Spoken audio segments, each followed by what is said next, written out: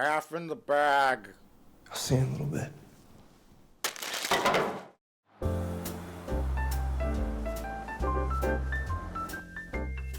Say, Jay, how long do you think this strike can go on for? Oh, you mean the SAG-AFTRA and Writers Guild strikes? No. I'm talking about the strike at our local Krispy Kreme donuts. The employees haven't been there for weeks. They're trying to unionize. I haven't known what to have for breakfast, lunch, or dinner. Wait, you have Krispy Kreme for 3 meals a day? I guess that makes sense. What? What are you talking about? I've never had a Krispy Kreme donut in my entire life. That last statement was totally unrelated. Hey, do you think we should do some work on Mr. Plinkett's VCR today? No. Mike, we haven't done a single thing to fix it in months, maybe years? I don't even know, but eventually this open order is going to attract the attention of corporate. Corporate? Are you kidding me? Corporate hasn't been around in years. I don't even know if they exist anymore. And then someone changed our stock ticker from LFVCR to fart. Jay, it's been so long. I think we'll be just fine. Oh, in that case, you want to just talk about some movies? Absolutely. In fact, I have 3 movies I'd love to talk to you about. Oh, what are they? I don't know if I've seen them. I don't know if we can have a discussion if you want to talk about movies. Not anymore. It's all going Kyle Gallner's way, except for some things. But anyway, we're going to talk about... Today, we celebrate an actor you probably have seen in something before, but may not know by name or even by face.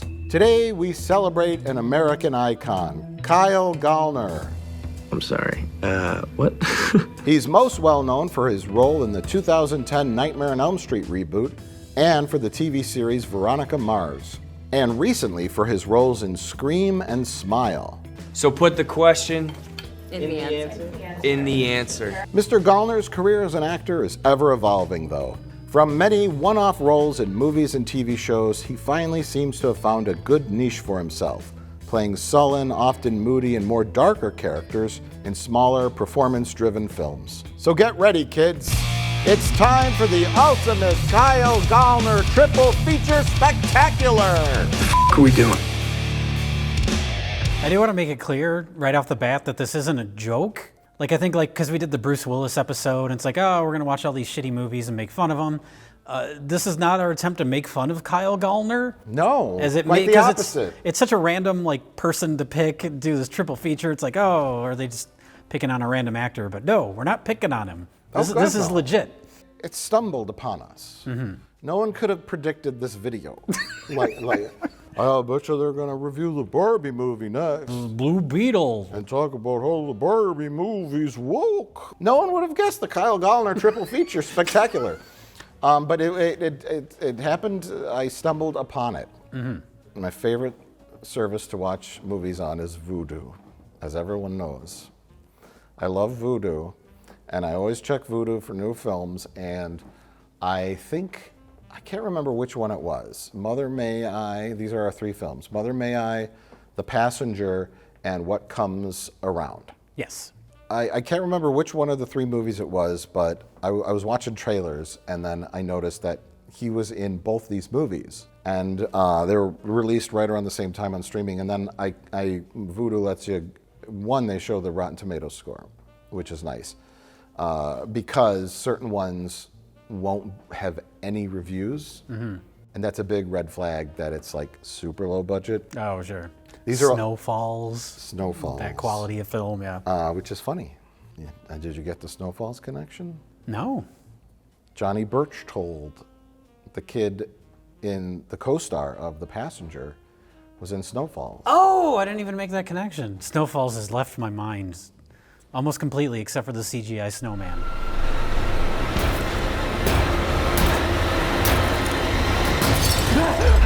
Right. That's all I remember. It haunts my dreams every night.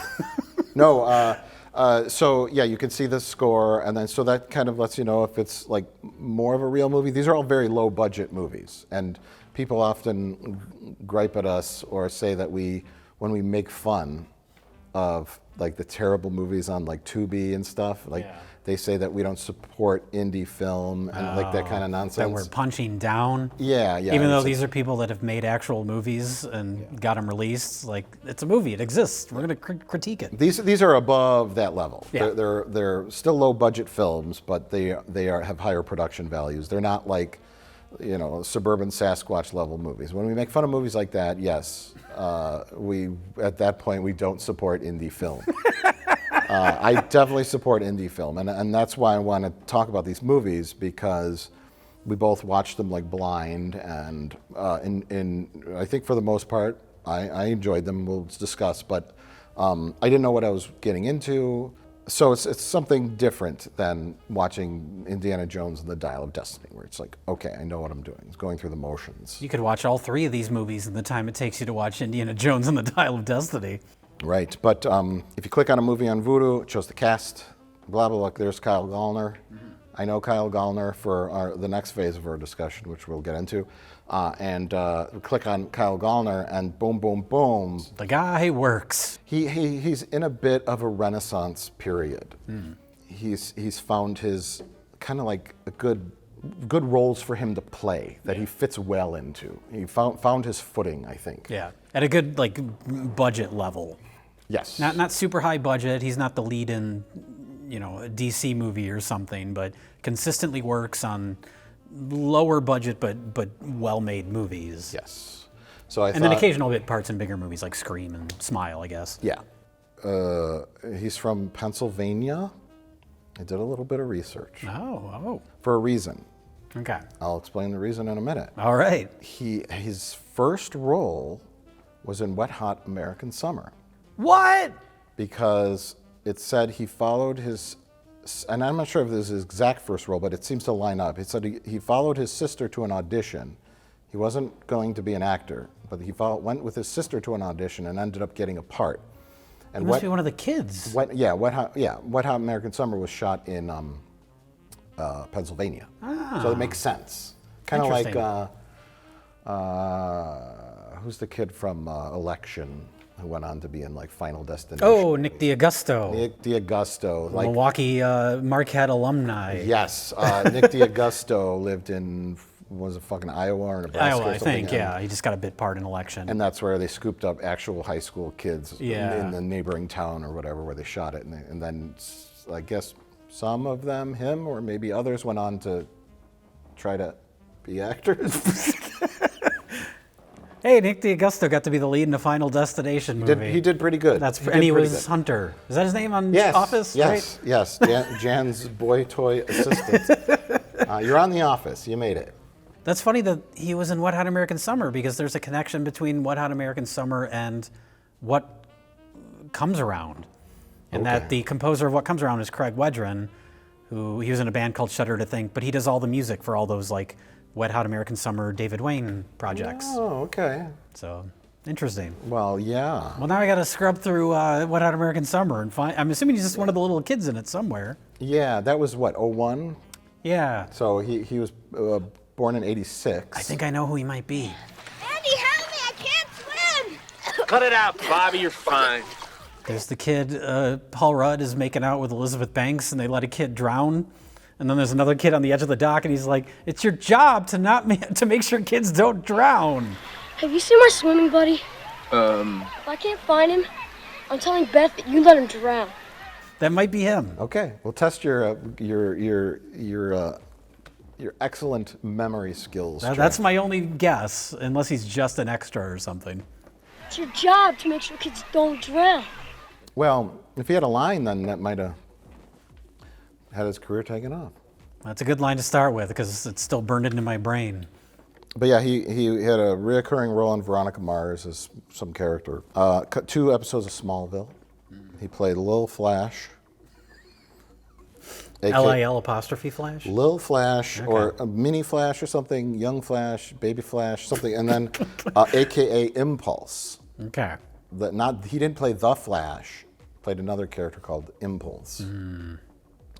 Now, it's interesting because he also, in 2007, guest starred in an episode of Law & Order, SVU. The episode was titled Impulsive. Oh. And the premise was, as a high school student who accuses his teacher, played by Melissa Joan Hart, of statutory rape. Oh. You want to talk about connections. That ties in with one of our movies. And he's in the Nightmare on Elm Street remake, which is all about these kids accusing Freddy of molesting them. Right. A Haunting in Connecticut, Jennifer's Body. A lot of horror pictures, a lot of horror. Which I assumed, because you said, watch these 3 Kyle Gallner movies that we're going to be talking about on this episode. I assumed they were all horror, because all these low-budget movies that show up on all these services, they're all horror. But only one of them is really a horror movie. Yeah. One's, I guess you'd call it like a thriller, and then one's more of a drama.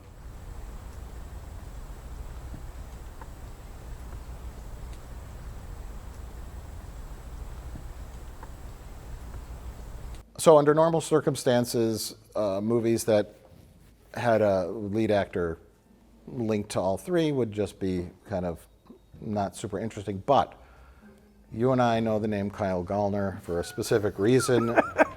And I don't know if you've ever told your tale, Jay. Well, we told it on our Nightmare on Elm Street commentary track years ago. Okay. So I can tell a condensed version here. Go ahead. Well, this would have been 2009, I guess, right? When that movie come out, 2010? Yeah.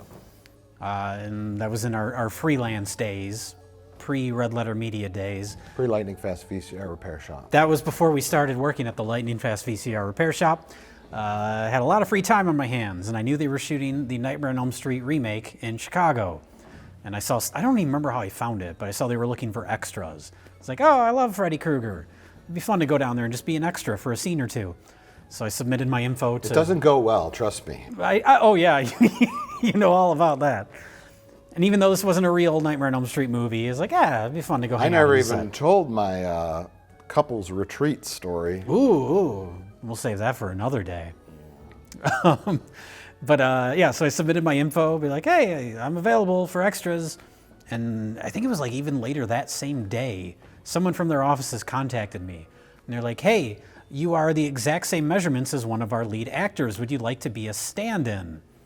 Like, which is, for anyone I guess that doesn't know, that's when they're setting up the lights and everything. They don't want the actor hanging around on set. But I said, sure. That's a good position, like if you're like You're Kyle Gallner's brother from another mother. I guess, like that's a good position if you're like a wannabe actor. Like, oh, this is a good opportunity to get a lot of time on set, maybe talk with some other people. I didn't give a shit about any of that. I don't want to be an actor. I didn't want to be on the set of a movie, but I was like, it's a Freddy movie. Maybe this will be fun. You just want to show up for like a half a day and be in a scene where Freddy's walking around the classroom going, I'm going to kill all you, and then be like, oh, that was great, bye. Yeah, exactly. But no. But so I went down there. They're like, hey, we're meeting with all of our stand-ins, our main character stand-ins. On this day, can you be here? So I said, sure. Hung out on the set for a day. Met, what's his name? Thomas Decker, who at the time was on the Sarah Connor Chronicles, and he's in that movie. I saw Rooney Mara for like 2 seconds, and she looked like she wanted to kill herself. Now, when you say you saw them, were they just like sitting there like smoking, or were they walking by you? Or? They were just hanging out. This was in like a big open room. They were still building some of the sets in the same, it was like a big open soundstage. Oh, okay. But they were mainly doing cast reference photos, like costume photos, and they wanted to take pictures of all the actors with their stand-ins. Okay. So somewhere out there in some vaults, in a salt mine somewhere, there's pictures of me awkwardly standing next to Kyle Gallner, because I was down there to be his stand-in. And I met Jackie Earl Haley. That's another story that's on our commentary track. He was not so excited about doing the Freddy movie. No, well, that's what I discovered. Like I said, Rooney Mara looked miserable. And I found out later, there's like an interview where she said like she almost quit acting from working on that movie. It was very clearly a rushed production and nobody gave a shit. The director was Samuel Bayer, who did like the Smells Like Teen Spirit music video. The aspirin guy. He's the heir to the aspirin company. Did you sign an NDA? Did you sign an NDA? I don't think I signed anything. Okay, then you could tell us what Jackie Earl Haley said. Well, you know what? Go listen to our commentary track for that. Quit shilling, you fuck. Where I first heard that people were even thinking about me for this role was on the internet. And it was fans suggesting that I might be right for this role. And my immediate reaction was like, He said he never even seen a Freddy movie, and then when he watched them in preparation for his role, and he said they suck. This is, yeah, we got in a situation. I was talking with a crew member who's like the only person happy to be there. He's clearly like a horror fan. It's like me and him were just like talking about Freddy. And then Jackie Earle Haley just like wandered up to us. And he's like, yeah, I watched, this was like the day before shooting started or something. He's like, yeah, I rewatched the first movie in my hotel room last night. And that was like the worst thing I'd ever seen. Here's her new Freddy. I don't know if I should be telling all these secrets, these trade secrets. But well, you're not trying to be an actor. Well, that's the thing, is like, I was like, oh, I'll go hang out on a Freddy movie, it'll be fun. And it was so clear from my time there that it was a giant clusterfuck, nobody wanted to be there.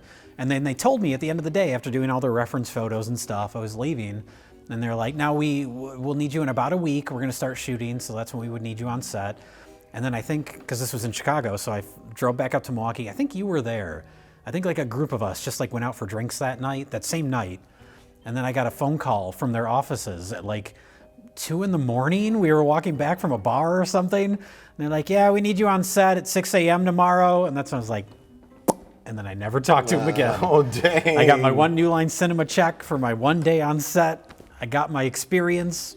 Saw Jackie Earle Haley try on the sweater for the first time. You got to take a Polaroid photo with Kyle Gallner? That's out there somewhere in the world. Wait, I don't know. Where's Kyle Gallner? Can you find this photo? It was like a series of photos. They just snapped a bunch of photos of us just like standing in front of a white backdrop. Like there's like reference photos. They take Yeah, reference yeah. Polaroids so they can see like, oh, how do we do the makeup, and you know, you got to match it, or just. I think this was just like for height perspective wise. I don't even know, because I was just wearing my street clothes. But So you match Kyle Gallner's height, weight, proportions well enough to be his stand-in. Mm-hmm.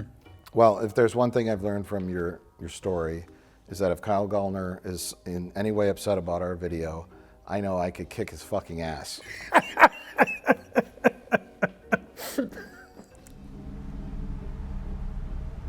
Are you my mother? Anyway, let's talk about our film. as I say, he should be upset because we're gonna have nothing but nice things to say about him.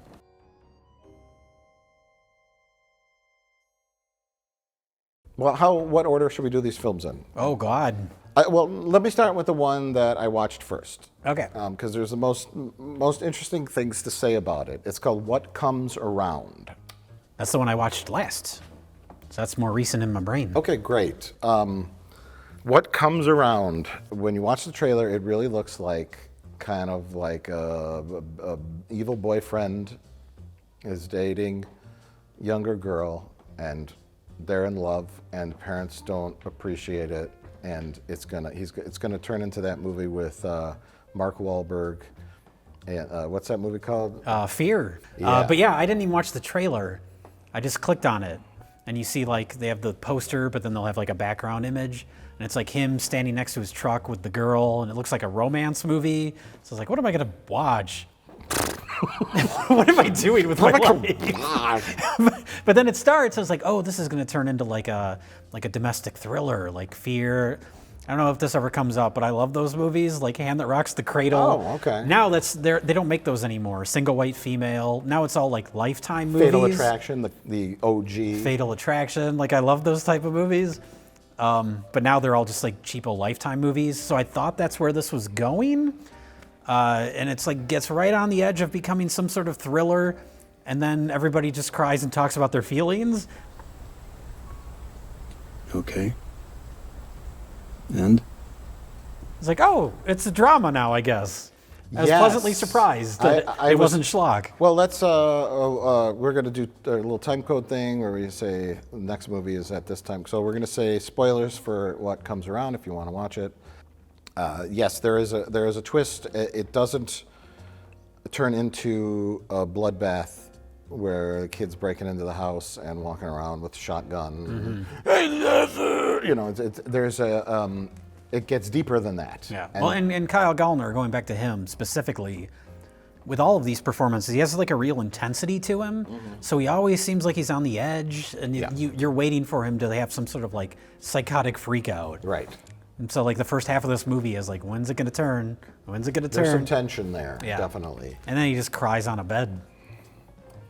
Before I talk about the premise, I just want to talk about the cast really quick. Nepo Babies, the movie. Now, I know you were going to say that. I don't like the term Nepo babies. I'm going to come up with a new term. A more positive term. legacy artists. Oh, there you go. Okay, this film is filled with legacy artists, although in some cases you maybe use the term Nepo baby for some of the people in this film. But so I'm watching it, and Kyle Gallner's in it, and then I see many names I recognize. The mom is Summer Phoenix, and I'm like, okay, I don't know who that is, but I'm 100% sure she's part of the River Phoenix, Joaquin Phoenix, Rainbow Phoenix, I said River Phoenix, Yeah. Sunshine Phoenix, Rock Phoenix, Twig Phoenix, Waterfall Phoenix, Yeah. Magical Unicorn Phoenix. Like that, all those kids from that family all have like hippie names, and I was like, she's got to be one of them. And I was right. Yeah. Okay, and that's an easy one. And the main girl character, Summer Phoenix's daughter, is played by an actress named Grace Van Dien. And I'm like, Van Dien. Kill them! Kill them all! Well, I know Casper Van Dien, but it could be a very common Dutch last name, whatever it is. And then I looked it up. Sure enough. Yep, Casper's daughter. And then I saw an Affleck. She's like a Twitch streamer or something too. Oh. There was like an article about, because I guess she was on the latest season of Stranger Things. Yeah. She had like a bad experience. I don't know if it was on that or some other set. And she's like, I don't want to act anymore. I'm just going to stream on Twitch. Something like that. So I don't know how much acting she's going to do anymore, but. I saw an Affleck. And that's a pretty uncommon name. Which one of the movies is an Affleck? The awkward kid with the long hair who like wants to be her boyfriend. Oh, okay. But she's like, nah, I date 28-year-old dudes, not you. Yeah. Happy birthday, I guess. Britt, who apparently is a liar, told me you wouldn't be here. So. Who had that really kind of not so great line delivery. Yeah. And then he shows up in the park and he's like kicking a soccer ball around. Yeah. His name is Indiana Affleck. And he is the son of Summer Phoenix, who used to be married to Casey Affleck. Oh, okay. So they are related. And that I would begrudgingly call a Nepo baby situation. I don't know what his deal is. He's clearly young. I don't know if he wants to be in movies or if she just said, why don't you be in this film? It would be fun. But for this discussion, we'll call him a legacy artist. Okay. And then the final straw was the director, Amy Redford, who I've never heard of. This is her first feature. And I said, is that Robert Redford's daughter? What are the odds? And it was! It was. Never directed anything before as far as movies. She was an actress. Yeah, she acted in some stuff. Not even a lot, though, but... She's in her 50s. I saw, this is, again, the Craig Wedren, the music guy who did the music for this movie. Yeah. She directed, like, a music video for him or something, so that's their connection. Okay. So she's worked on some stuff, but just out of the blue, I'm going to make a feature film now. Summer Phoenix plays a mom, divorced mom, who is remarried, a cop named Tim. Well, engaged. Engaged, yes, sorry. They're planning their wedding. Yeah. And they live in... Who's that cop guy related to? I don't know. I didn't go through every cast member, so there might be more Nepo, but I mean legacy artists. No. So they live in what really looks like Colorado, and I'm sure it is. Yeah. It's like... It's probably where they all actually live. I was gonna say they shot it on Robert Redford's ranch or something. Yeah, it looks like a very, very nice enclave of $1 million homes in this cushy neighborhood. Who somehow an ex-school teacher and a cop can afford this house in Colorado, but we'll just set that aside. I'm okay with that. It's fantasy, it's fiction. The movie revolves around a young girl named Anna and her mom, Beth. And Anna has been talking to a guy named Eric on the internet, FaceTime, she knows what he looks like. And he lives 900 miles away. And they are having a budding romance. And then one day, her birthday, he shows up unprompted at her house and freaks her the fuck out. Rightfully so. Rightfully so. But the movie, after you hit, I didn't like it up until it hit that twist. Then I was like, I'm in. This is interesting now. Yeah. The beginning. Well, the twist is, we should say, she tries to introduce him to her mom, and you can tell like there's something weird. And her mom immediately is like against him. Not even just the fact that he's older. Yeah. You can tell there's like something there, but you don't know right off the bat. And then the movie continues on from there. Right. So he's there not just because he's in love with this girl. You can tell he has ulterior motives, and she is about to turn 17, which must be the legal age of consent in Colorado. It's never really quite like specifically dealt with early on. Mm-hmm. Like the mom's like, "Oh, you have a boyfriend?" And she's like, "Yeah, and he's older." I thought it was going to be all loosey-goosey, like Badlands, like some guy who comes in a hot rod car and some girl who's 12, and they start driving around, and no one really cares. Yeah. I thought it was going to be like laid back in like 1970s style, not like modern day where it's like, no. Yeah. So it's like, tell me, what's her age? Is she fucking legal age? Like, what's going on? And then finally they say it, but. He waited to come visit you until right after you turned 17. Yes, Boom. it's very explicit and very intentional. Yeah. And the beginning, just the direction of the actors was a little like weird. Did you get that? Like, it's like I call it like California people syndrome, where they act strange, and you're just like, what are you doing? Like, and it's all just very loose. Yeah, and, she's and like, like it's it doesn't time for feel your like birthday party. Let's do the tradition and put on hats. Happy birthday to you. Thank you. And she's like, ha ha ha, I made you a cake. I'm leaving now. It's What? like out of touch celebrities don't know how real people act. Yes! Yeah. Well, California people syndrome, Yeah, CPS. Okay, I baked this vegan cake from scratch. I know you don't like sweets, but you have to at least try it. Okay, one bite and then we'll go. And where it's like, yeah, super rich people are trying to imitate, legacy artists are trying to imitate how like real families operate in their household, and trying to, it's like aliens. Like aliens are trying to like imitate what people are doing. Yeah, it has a little bit of that. It's like an America town in the Soviet Union, you know? Like that's kind of what it felt like. So I'm like, what's going on? Is this like a dream? Like, what is how old is she? What's her name? Van Dien she's like 26.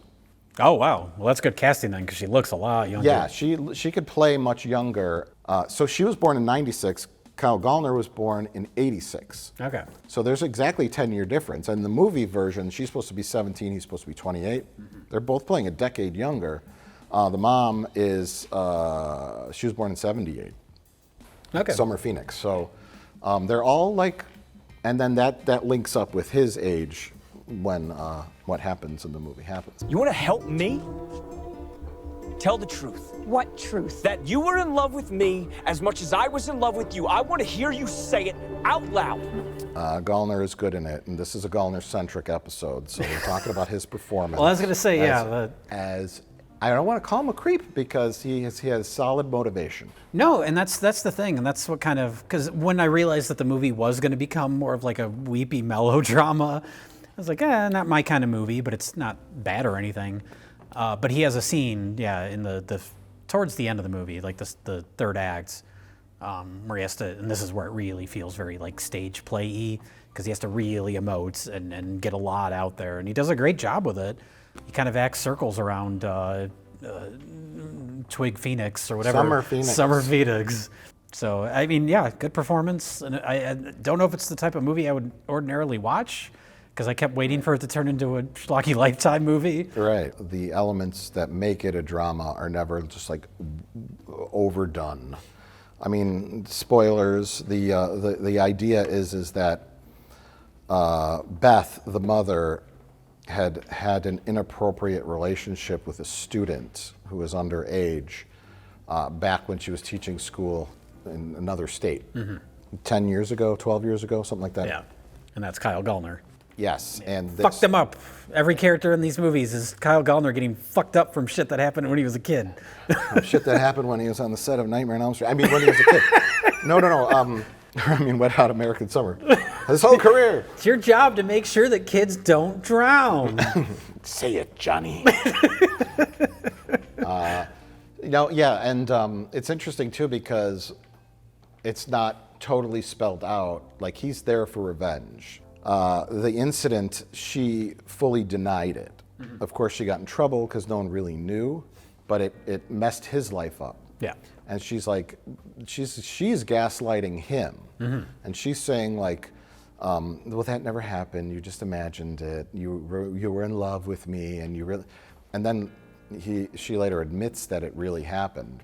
Then her character just keeps getting worse and worse, and you're like, then you start to sympathize with what would be our bad guy, the guy who's invaded their life, and really, it's a revenge movie. A revenge drama because he fucks up their relationship between the daughter and the mom. He just does a little wrecking ball act through their little family, and then the husband knows about it, and he doesn't want to go to the police. He doesn't want her to get arrested. He just wants to. This is about emotional revenge. Emotionally revenge. He's not shoving their pets in the dryer or anything like that. Cooking their rabbit in the pot. No, yeah, it's not physical violence. It's not like, he emotionally revenge their family, and then he's out.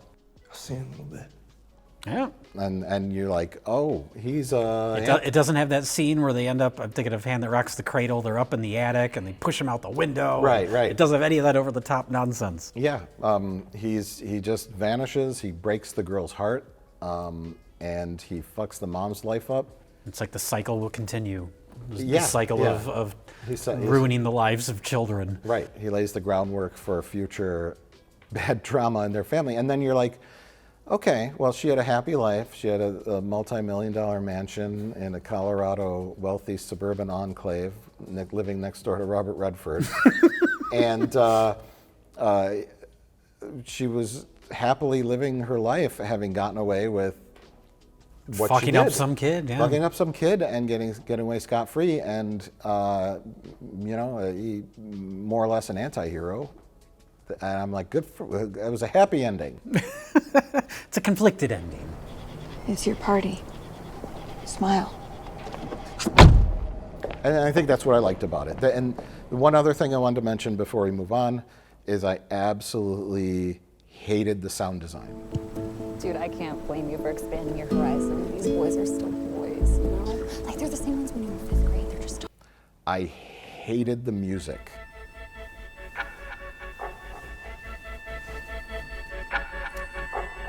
It was so. You might not just remember right now, but the music was so fucking distracting. When I noticed Craig Redren's name at the beginning, I was paying more close attention to the music than I probably normally would. And it almost I kept waiting for it to turn into like parody because of his music and because of like my association with him in like Wet Hot American Summer.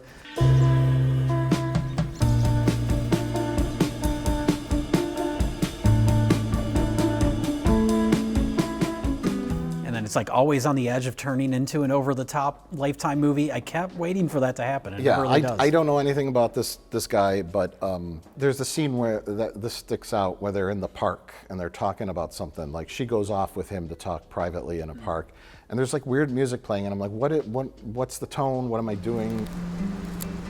When we first met. Eric, I met you like half an hour ago. Okay, fine. Well, caring, you're like 1,000,001 other things, and I knew I didn't want to lose something with so much potential. The music, wipe it all clean and redo it, and I think it would change a lot in the movie because it was horribly distracting for me, and that's just my opinion.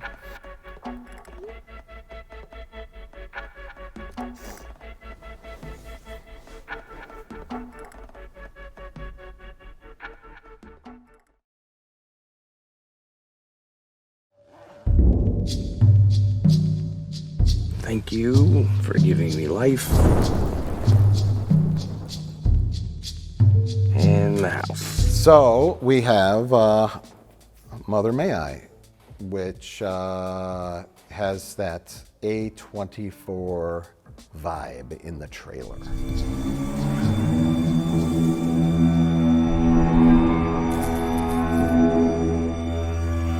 Anya! Yeah, well, I didn't watch the trailer, but the movie does too. That very kind of minimalist, lots of strings. The score is very 70s strings and piano. Boom, boom, slow zooms, all the stuff I love. I should have loved this movie, but the story didn't grip me. It was a little too loosey-goosey for me. The setup is good. Kyle Gallner's mom has died. He didn't have a very close relationship with her, but him and his girlfriend go to the mother's house to get their affairs in order, get it ready to sell. But then his girlfriend starts to act like his mother. And he thinks it's a game at first because they do like a couples therapy they set thing. that up, Yeah, right. they set that up where it's like they pretend they're the other one to, as like a therapy exercise. And she is not a therapist, but one of her parents is. Something, yeah. And he has those moments when he like cuts her down, like brutally. Again, another great Kyle Gallner performance. He's good in this Yeah. one too. This is closer to like I don't know, The Shining, the early parts of The Shining before Jack Nicholson goes completely nuts. Yeah. Kind of that type of Little performance. Hereditary vibe, Yeah. kind of thing going on there. But then, yeah, she starts acting like his mother, wearing her clothes, putting on her lipstick. She starts smoking.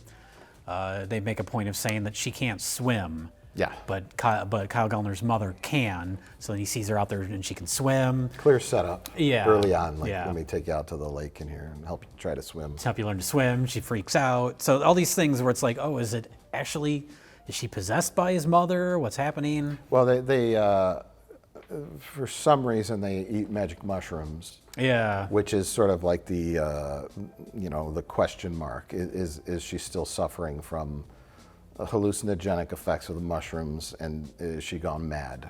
And so that gives that grounds it sort of. Yeah. His reacting to that, to her bizarre behavior, I think probably needed to be a little more grounded and concrete. Like, what are you doing? Let's get the fuck out of here. Get in the car. We're leaving. Like, yeah. He's just like, why do you keep saying these things? Yeah, there's a lot of that in the middle of the movie. It's like, come on, this is really weird. Wait. Anya, look at me. What do you mean? But it is sort of set up that they do the thing, and she's trying to do some kind of like amateur therapy. Yeah. And he is not responding well to it because it's not just the situation of him being estranged from his mother. There's some stuff from the past. The mother was abusive. He thinks she abandoned him, but really he was taken away for child abuse. He broke his foot. She was a rising dancing ballet star who got pregnant and kept him, and he kind of ruined her life, so she kind of took it out on him, and I think she was an alcoholic, right? So lots going on in the past, and he doesn't want to deal with it, and it kind of seems like his girlfriend's forcing him to, and it's ambiguous whether or not it is the evil ghost of the mother or not. Depends what you believe. I believe it was the ghost.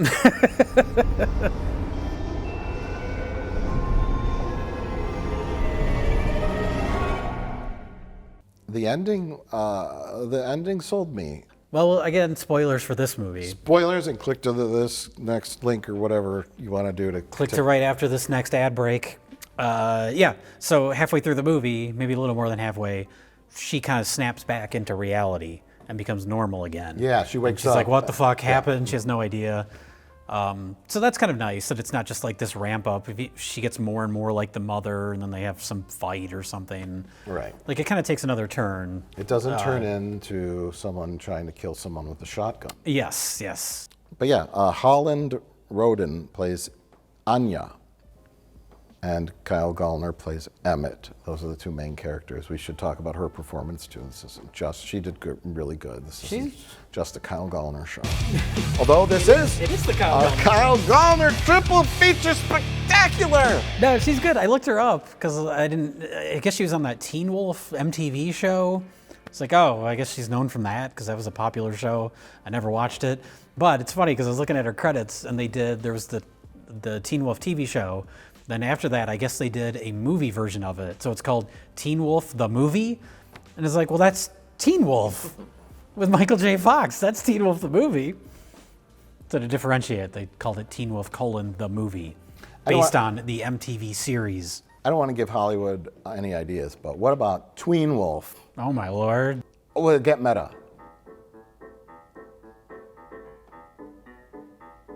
A 12-year-old is hired to star in a film called Tween Wolf. Okay.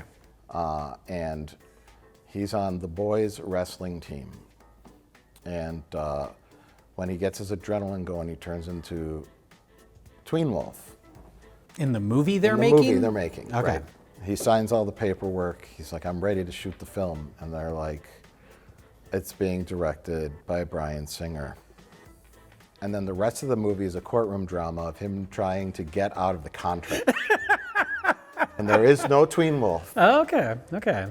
And that's the movie. I like it. It's just legal. It's like Oppenheimer. It's just endless, a nice, endless You think scenes. this movie's going to be about making it the bomb and make it look like an action film? Oh, it's just people talking in a tiny room for 2 hours. When do we get to the Tween Wolf?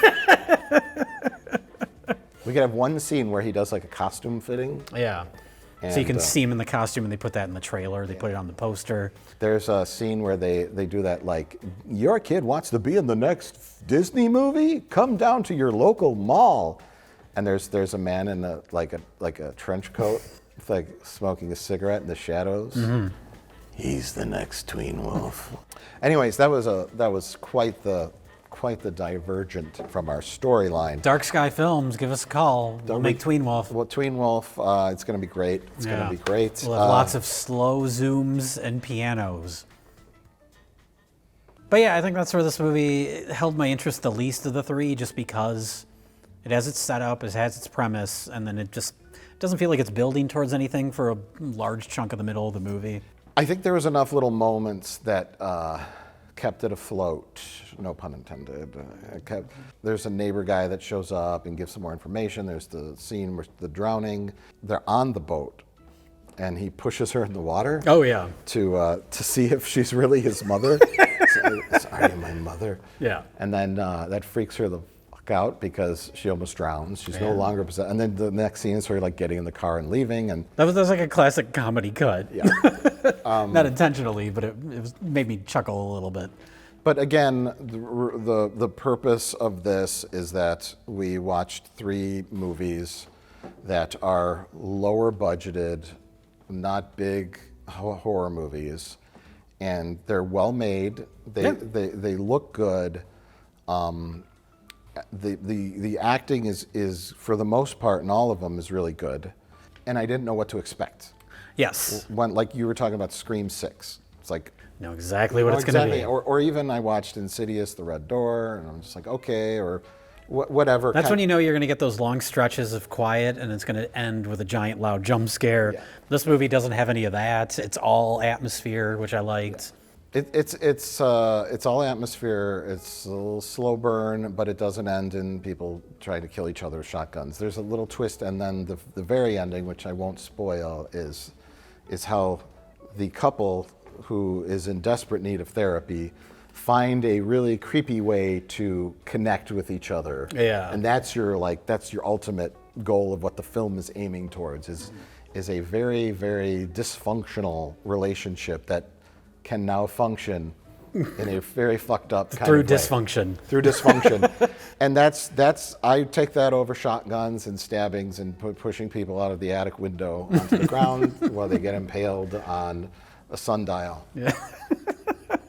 As the camera booms up. Because I've seen that before. And watching these 3 movies, I got the premise, but each trailer set up the premise and then kind of like pulled the rug out from under you where it was going. And I didn't know where any of them were going. Yep. Yeah. And they didn't need to cost $600 million to make to keep me interested and entertained. They probably made their budget back from just R2 rentals. Right. Especially with the last film, the Passenger. What I got from the trailer was a little different than what played out throughout the movie. I was also expecting something different. First movie, boyfriend revenge, movie. Fear with Mark Wahlberg. The second movie, haunted mom takes possession and starts stabbing people until we have to call ghost hunters to come and go like this with a cross, and then the house explodes, and she flies up in the air on a chair and spins around and starts shooting blood out of her eyes and mouth, and then what's her face shows up. Lynn Shay. Lynn Shay from the Insidious movies. Yes. What you have here is a ghost. Well, thanks, Lynn Shay. One thing that helps, especially the second movie a lot, is going back to Kyle Gallner. Good performance helps elevate the whole thing. Yeah. You could have the same movie. Like I said, I love the way it's executed. I like all the zooms and stuff. But you get just like lesser actors in those roles, and you have like nothing to hook you in, nothing to connect with. Yep. Which I guess will lead into our third movie, because I thought that was the strongest as far as character stuff goes. The Passenger. The Passenger, after this commercial break. Don't skip the ads, you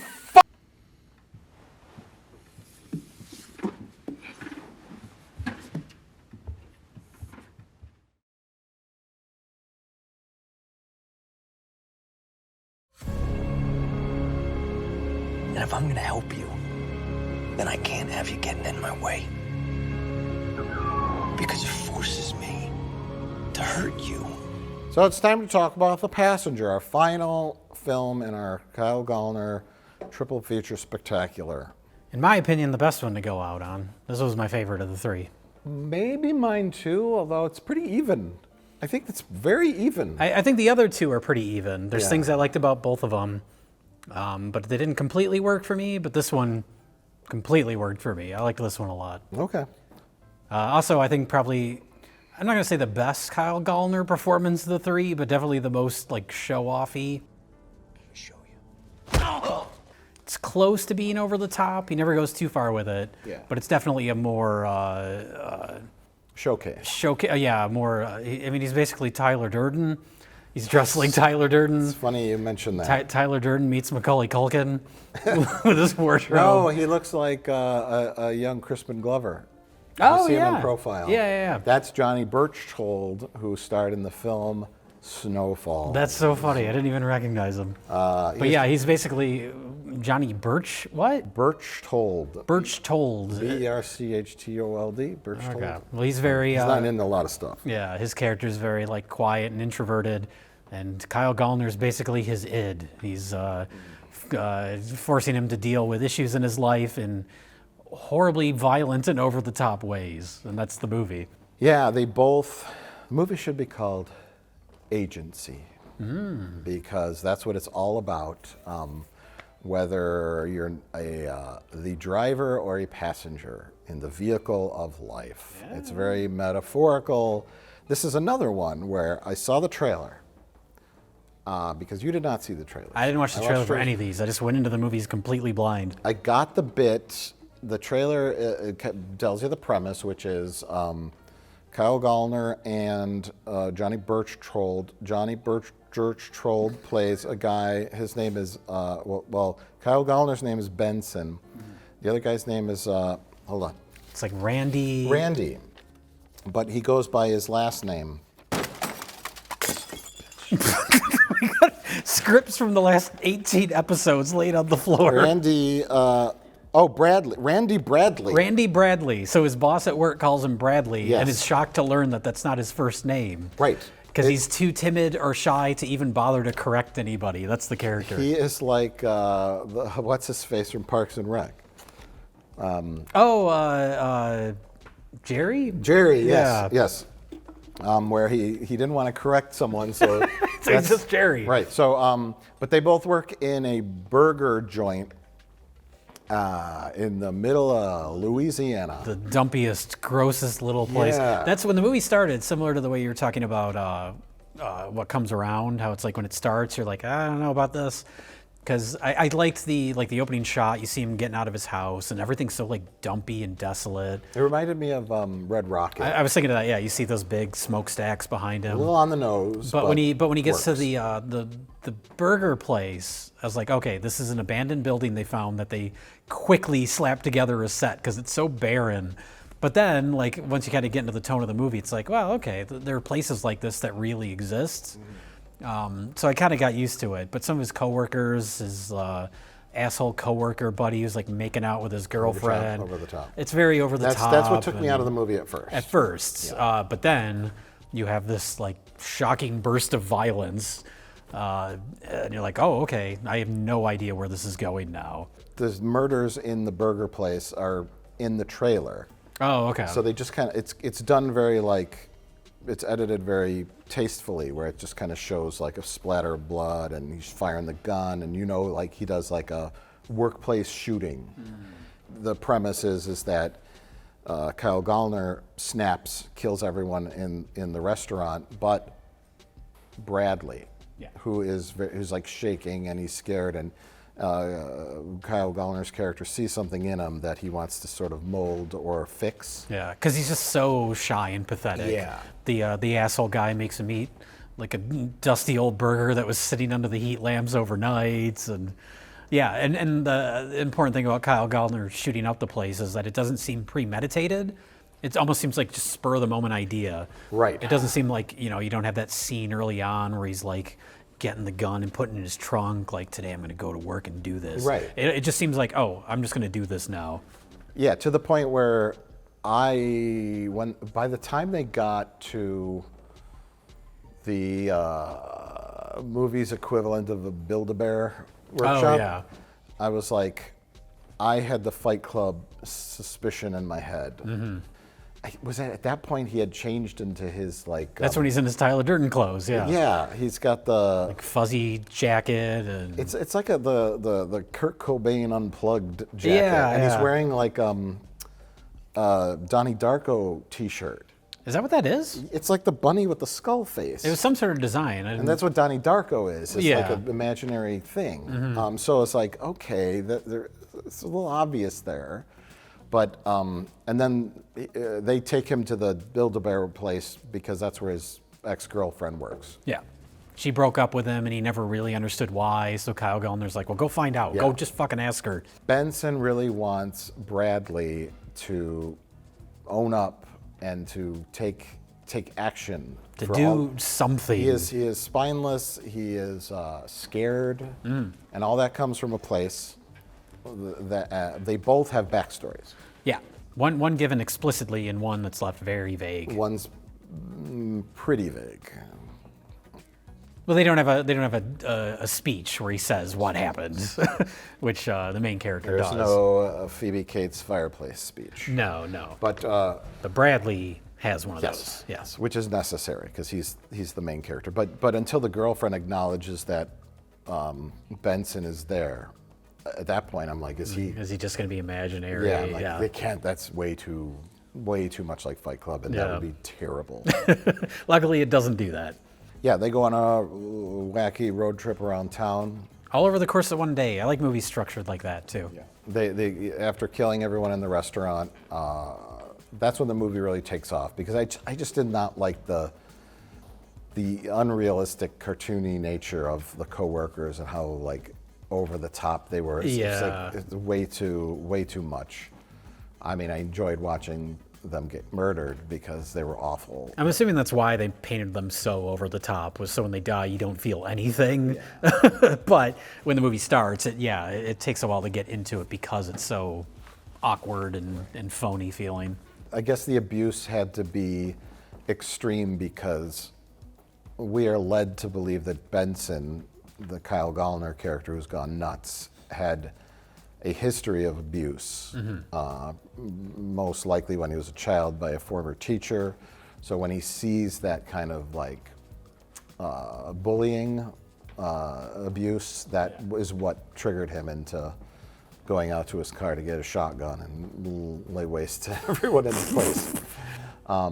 And so, they hide the bodies and they calculate, we got about 7 hours until somebody figures this out. What are we gonna do? Let's just go have fun. And they're Thelma and Louising it all over town. But the only reason that Bradley goes along with it is because he's so intimidated to stand up for himself. So he just goes along with whatever Kyle Gallner throws at him. One character is very reactionary overreactionary, violent, impulsive, and one character is the total opposite. And it's they're not like working together to do something. They're just, he's his prisoner basically, and you don't know where it's going. Did you pick up on any, like, between the two of them, sort of like subtle homoerotic, like maybe Kyle Gallner has a thing for him beyond just trying to help him? Because I was trying to figure out, I don't know anything about this director. He did a movie last year called Swallowed, which is explicitly gay. It's a gay couple. As the main villain in the movie, he casts Mark Patton, who was the star of Nightmare on Elm Street 2, who left acting for the longest time, and obviously that's a famously gay-coded movie. So I don't know if he's gay. I didn't know if that was an intentional kind of undercurrent of this movie. That stuff Chris was saying about you not having a girlfriend, is that true? Got a new girlfriend? Huh? Boyfriend? You gay? No, I'm not gay. I kind of picked up on it a little bit in some of their scenes in the car together. If that is something that is in Benson's like box of trauma or things that are like, because he was molested, you know, apparently. Yeah, the movie doesn't say that, but it doesn't say it's that, all, but he beats the shit out of him. He runs into, well, he makes Bradley go to his old elementary school to find the teacher that basically set off why Bradley is so timid and shy. Yeah. There was an accident when he was a little kid. So they go to the school to find that teacher, and Benson runs into a teacher that he has a history with, that they never explicitly say what happened, but when they go to the parking lot, he just beats the shit out of the guy. So you can infer. It's nice that they didn't paint that out for you, but you get it. Yeah. It's pretty obvious. So, I mean, that's possible. I didn't get a kind of romantic vibe, although, you know, having as much subtext and ambiguity is great because it lets you think it out. I had this super weird thought of a father-son kind of situation because he's the actor, I forgot his name, Kyle Gallner. I literally forgot his name. And I'm so embarrassed. That's what the whole episode's about. He's like 36 something, and like the other kid is probably 20. In the movie, he's supposed to be 21. Right. They never really say what Benson's age is, but it's like in the realm of possibility where it could have followed the storyline from the other movie, where he had some kind of like incident. Molestation or sexual assault from a teacher or something, and he goes and he's working at the restaurant, because there's a scene in the car where he's like, so you got a girlfriend? And it seemed very fatherly. Oh, sure. He's like, so he asked him if he's gay. Yeah. And he's like, not that would matter really, but I'm just curious. And then he goes, no. He's like, you got a girlfriend? And it's kind of seemed like a father who's reconnecting with his son many years later, who knows nothing about him, trying to get to know him again. Yeah. Like, why would he care? Starts working at the restaurant that he works at. Yeah, and so I'm like, is that where this is going? It's either going Fight Club or this, and then it just does none of that. No, they'd keep it super simple. I mean, like you said, there could be things subtextually that are going on there, but I like that they keep it so straight on the surface level. Right. I mean, yeah, his rage could be from repressed sexuality, homosexualness, or the trauma from being molested, and it's just been building up, and boom. And then in his dark rampage, he sees Bradley as just this like doe-eyed, like sad sack, and he wants to try to like mold him and give him something that he has too much of, which is agency. Why'd your girlfriend leave you? I don't know. Her cat died and then we stopped talking. You didn't fucking follow up with that? Well, where is she? She works at the mall. We'll go talk to her and find out what the fuck happened. And that's when I realized that the sparseness of the burger joint at the beginning was intentional, because they go to that mall. Yeah. And it's just like abandoned, like 5 stores are open in the whole place. Yeah, like, at first I thought they're going to a mall. It's going to be crowded. Now they're going to be on cameras and everyone's, and that's like, no. I don't know where they shot this movie, but it's like the perfect setting for this, the aesthetic of the movie. It was also very clearly an abandoned mall. Oh, Because sure. when they're leaving, you could see a lot of weeds overgrown in the parking lot. And Yeah. Like, okay. But that makes sense.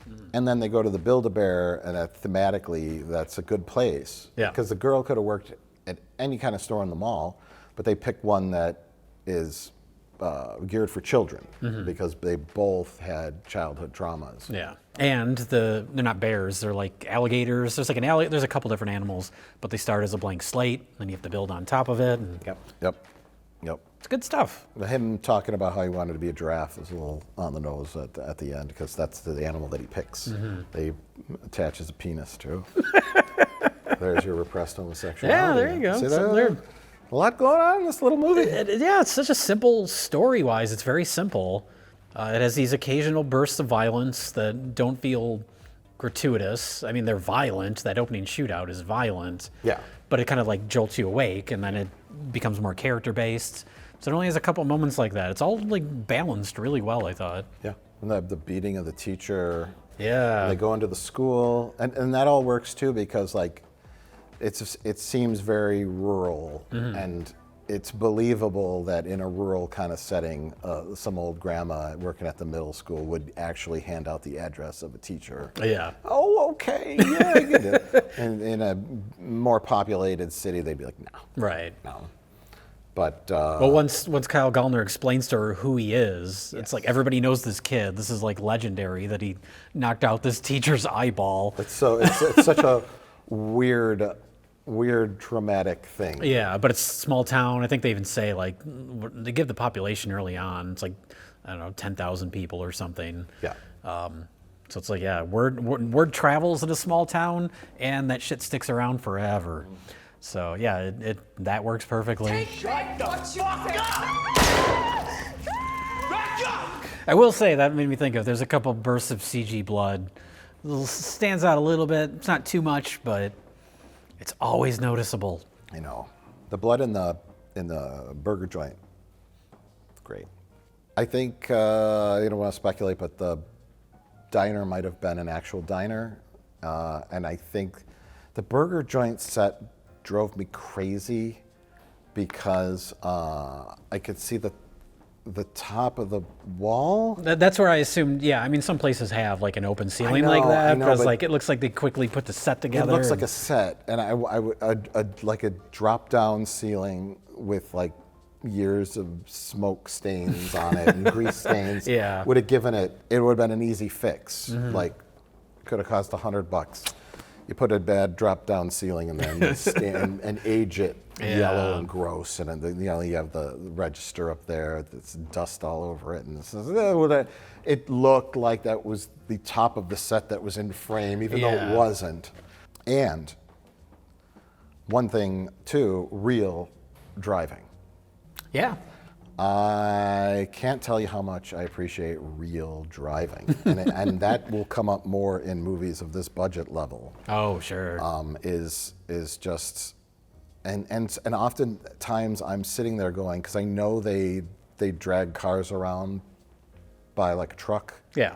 Or they'll have a driver like remotely driving the car, so the actor doesn't have to do it or whatever. I think they were really driving the car, and I hate the rear screen project. It's always noticeable to me. It's very rarely well done enough to where it doesn't stick out to me. All right. And when you're watching a movie like this, where you're supposed to believe it's a drama, Where everything's so like grimy and gross. You can't do that. There was something I was watching recently that it was like super obvious green screen, and I can't remember what it was. Sometimes like whatever video they're playing on the rear screen projection is like the wrong frame rate. And it's I've seen that, yeah. I've seen ones where there's like a little bit of like jumpiness to the outdoor footage that doesn't, and then the interior of the car is like completely still. Like, there's so many ways to fuck it up. Just drag a car behind a truck. It's funny, because at the start of this video, I talked about my job in couples retreat. Oh. And my job in couples retreat, coincidentally, since we're on this subject matter, was the car in the soon-to-be projected rear screen projection. They were shooting the background plate. They were shooting the background plate of a scene where Vince Vaughn and whoever his wife was, Malin Ackerman? Yeah, she was in that. Where they're driving their nasty, dirty van in Chicago before they go to their couples retreat. And the background plate, they needed one specific car to drive behind them for continuity. Yeah. So I drove behind a car that had a big 35mm camera rigged on it, and I followed the car around streets and blocks and streets. They had me park. We're going around to reload the camera. We'll be back in 4 hours. and I had a walkie. And I'm like, okay, don't leave. I have to go pee. Don't leave your car. We'll be back in 4 hours with a freshly loaded camera thing. So then they came back and we drove around again. And we drove around and I was driving the car. And then they parked. I went back to the neighborhood and parked along the side, and they said, we'll be back in 4 hours. We got it. And I said, I have to go piss. It's been like 9 hours, okay? And so I said, fuck it. I started up my car. I said, I'm leaving the shoot. And I drove to a gas station, and I had my walkie on just in case they said, we're ready. Yeah. And it's like, camera car coming around, film reloaded, and oh God, I gotta pee real quick. and people in the gas station are hearing my walkie go off. And I jump in my car, and I speed back to the point of return, the point of the connection where the film camera on the back of the pickup truck was gonna start filming again. And then, I wait there and we'll be back in 2 hours. Had a problem loading the film. I said, oh, thank God I went and took a leak. Then the whole scene got cut. But this was an enjoyable film. Yeah, this is my favorite of the three.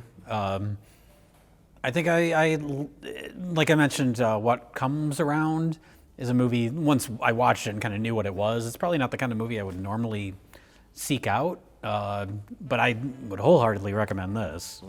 I thought all three movies were good. Yeah. And if we're going with the Kyle Gallner theme, he's great in all three of them. Yeah. Different types of performances in all three. So yeah, good for him. He's a working actor. He works. Hashtag support indie film or whatever the hashtags are, because I'm down with watching dark sky films or whatever creep above the standard that I won't go below. Sure. Is this what you want from me?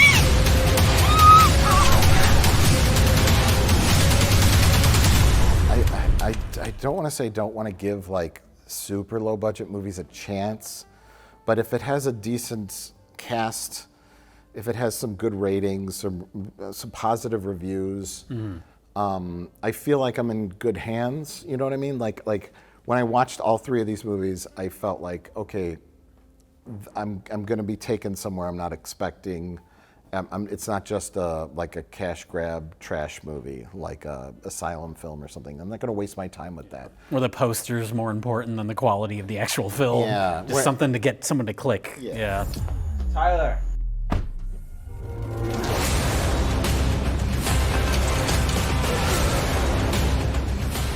Even if it seems like it's trying to be an A24 knockoff, we'll give it a shot. So yes, my hashtag support indie film comes with an asterisk next to it. Liking lower budget movies doesn't mean you have to support all independent film. True. Clown Hotel Massacre 3. It's okay to say that's shit. It's okay. It's still a free country, and we're still entitled to our opinions. without being harassed into some kind of hashtag support system. I'll say whatever the